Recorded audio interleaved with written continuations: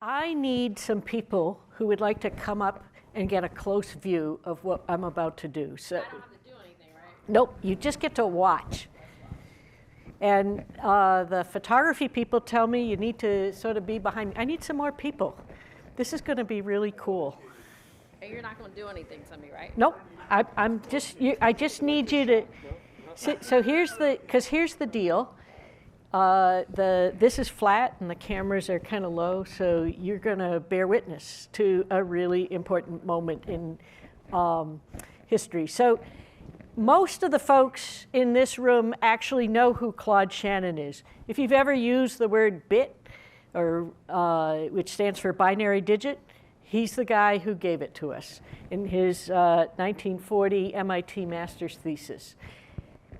There's a lot of wonderful books written about Shannon.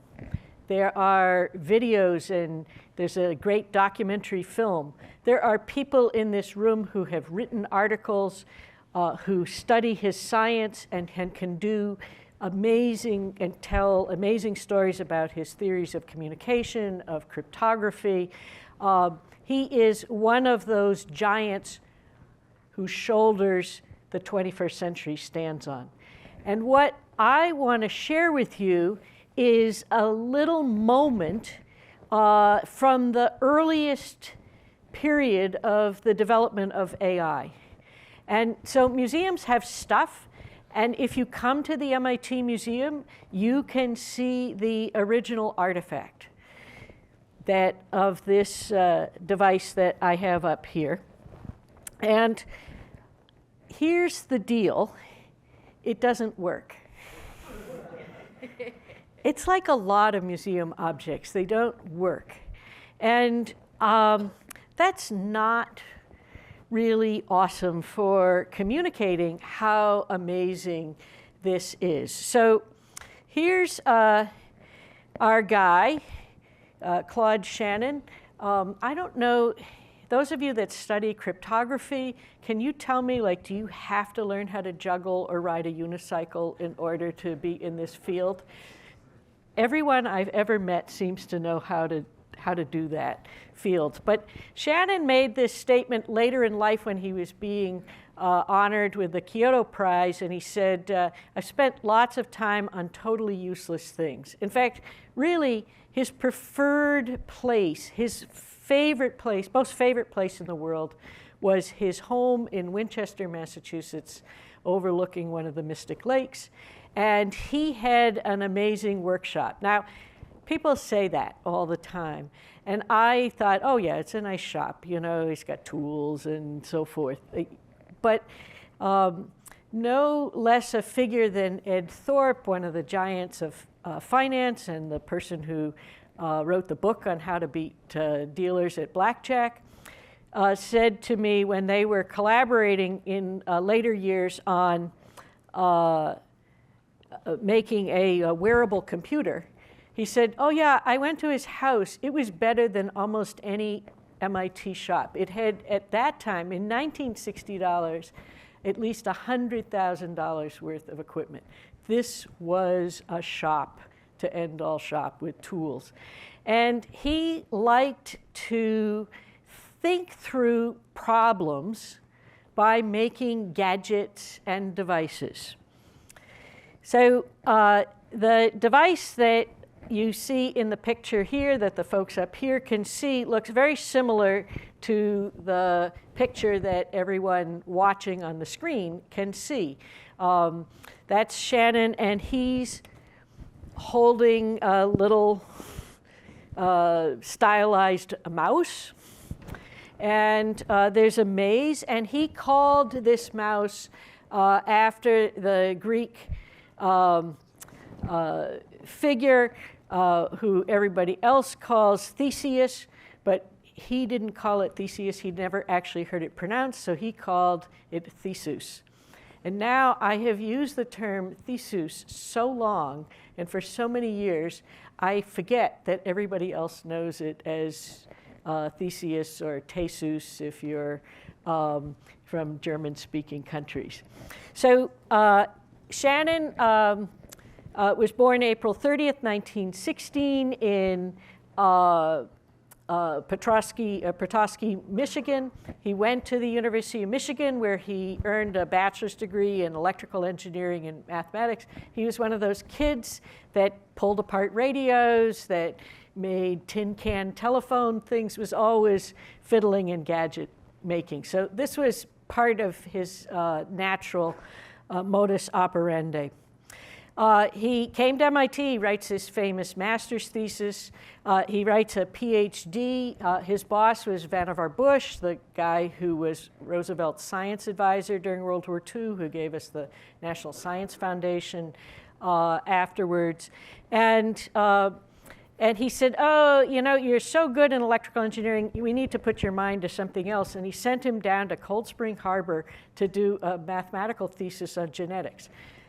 We almost lost one of the greatest minds in computer history and communication history because he hated every minute of it and wanted to quit.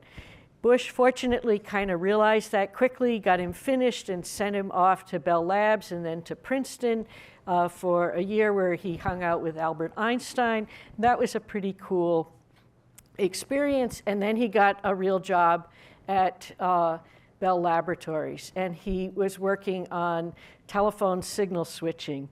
And did that through the war. He got to meet interesting people like Alan Turing along the way, talk computers, talk cryptography, and all the time he's thinking about this, and he's super envious of those Bell Lab shops. In fact, he's taking home stuff. And in 1949, he meets at Bell Labs a mathematician, Elizabeth Moore. Betty is, she's better known, and Betty Shannon, they meet in like October, November of 1949. They get married in 48, and they get married in March of 1949. And their first Christmas together, she gives him, so that's Christmas 1949, she gives him a Meccano set. This is, some of you are old enough to maybe have used an Erector set or Meccano set. It's a box that is full of little metal plates and boxes and gears. And they sit right down and they start kind of playing. Like this was the perfect Christmas gift for him. And he had been fiddling around with a sort of coffee can that would kind of roll around, and he thought, I wonder if I could make a maze. And so he took all these relay switches that he'd harvested from Bell Labs, brings them home. Betty solders them all together. This is a joint project that they're working on. And they come up with this machine that you see in the picture here. And it's basically, this is what it looks like inside. And inside, you can see there's a kind of, in the upper left corner, there's a kind of, looks like 4 black rings. Those of you here, you can see it up in this spot. On the screen, you can see it in that upper left quadrant. And that's magnets. And they move back and forth on an XY axis. And for the folks up here, we're going to look inside, but it's not going to look like this. So you guys can look inside. So you can see there's none of those relays, but you can see the magnet right there, and you can see the 2 wires. So afterwards, people can come up and you can take a look inside here. So that project, it actually worked pretty well. And he brought it into Bell Labs, and they said, oh, this is great. This is like the best thing that we've ever seen. Let's make one, officially, and we can travel it around to science fairs and things. So you can start to see they started doing little drawings and blueprints and plans of this thing. And it got actually got kind of famous. It got featured in Time magazine and Life magazine and Science. And they even made a video, and I don't know if we can activate that video here and just show a little bit of a clip from this. It's very heroic.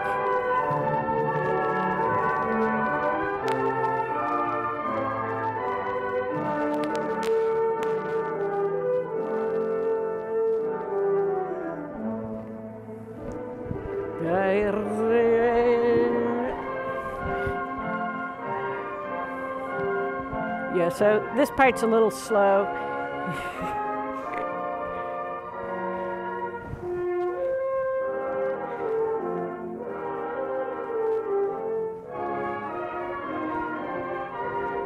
And you can see the point that they wanted to make was, this is a great way to explain how telephones work when you don't have an operator. So. Hello, I'm Claude Shannon, a mathematician here at the Bell Telephone Laboratories. This is Theseus. Theseus is an electrically controlled mouse. He has the ability to solve a certain class of problems by trial and error means and then remember the solution. In other words, he can learn from experience.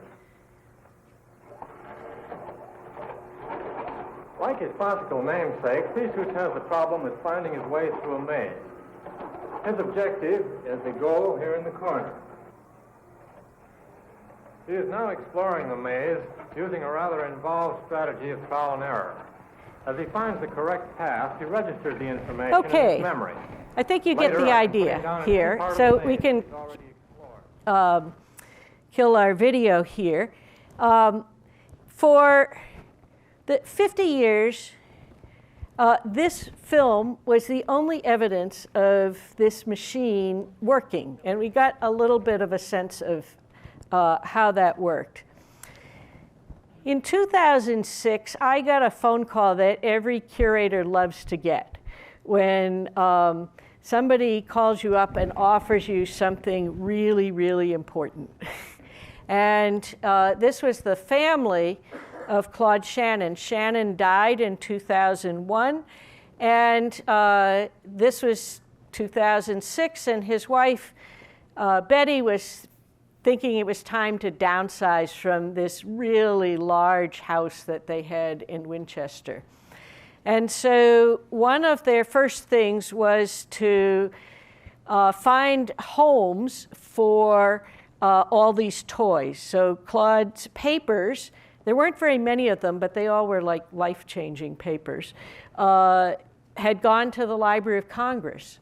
So now what's next? And, you know, on those lines, you're like, don't sound too eager. Don't be too over-enthusiastic. Play it cool. Be helpful, kind. Oh, I want these things so bad. And the house was just filled. There was one giant add-on room, and you can get a feel for it on the picture on the left side here. It's just filled with juggling machines and chess-playing computers, and there were just dozens of unicycles everywhere. So we were kind of picking our way through this. And one of the 20 or so items we collected was this maze, which is really probably the most important artifact that we collected at that time.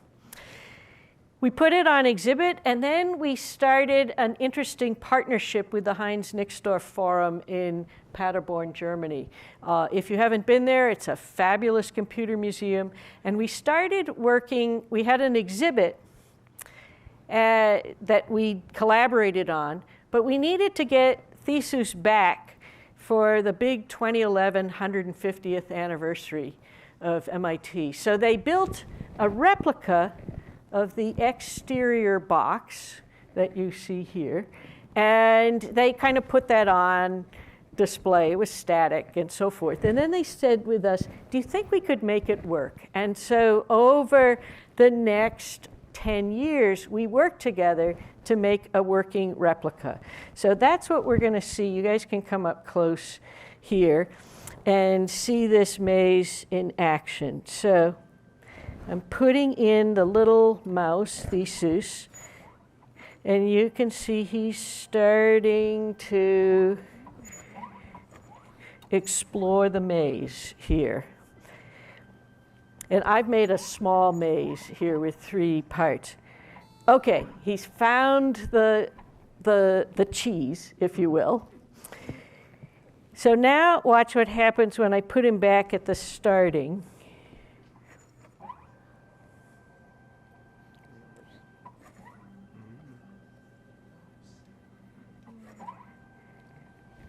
Went right to it, no exploring. Now let's do something mean.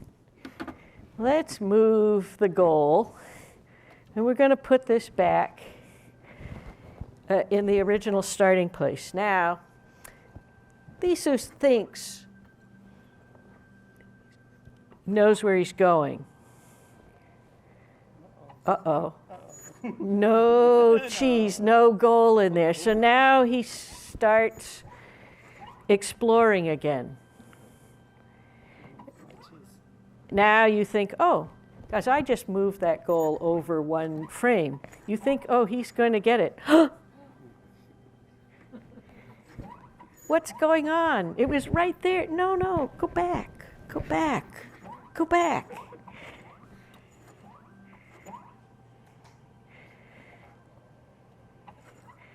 And you think, what's going on here?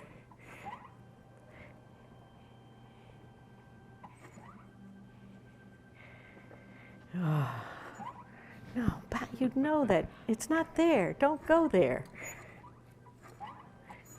What are you doing? It's right over here. Just, okay, yep. Come on, come on. Ha, yay. Now we'll just start this over.